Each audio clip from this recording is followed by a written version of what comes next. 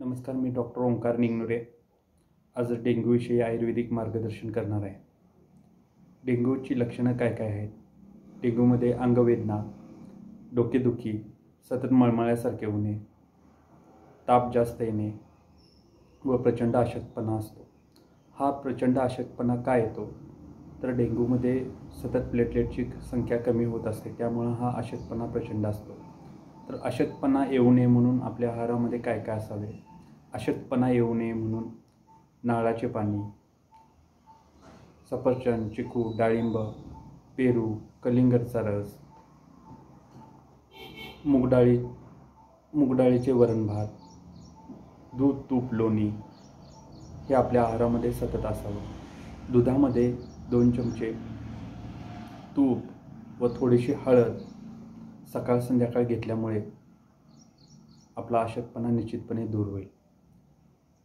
Platelet वाढावे व डेंग्यूची लक्षणं दूर व्हावीत याच्यासाठी आपण काय करावे? कॅरिका पपया म्हणून एक टॅबलेट मिळते, जी पपईच्या पानांच्यापासून बनवलेली आहे. ती 1000 mgची आहे. सकाळी 2 व संध्याकाळी 2 असं कॅरिका पपयाची टॅबलेट्स घ्यावी किंवा पपईच्या पानांचा रस 1 वाटी दररोज घ्यावा. लिंबू सरबत सकाळी संध्याकाळी घ्यावं. गिलोय घनवटी, निमवटी सकाळी 2 संध्याकाळी 2 घ्याव्यात.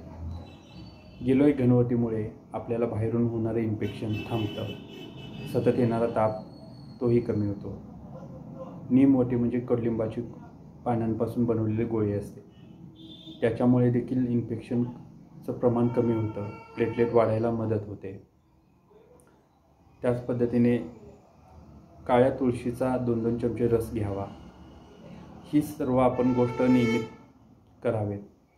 योगासनं करावीत. काही योग मुद्रांचा अभ्यास करावा. याच्यामुळे 5 दिवसामध्ये आपला डेंग्यूची सर्व जी काही लक्षणं आहेत ती कमी होतील व प्लेटलेट वाढण्यास आपल्याला मदत होईल. थँक्यू.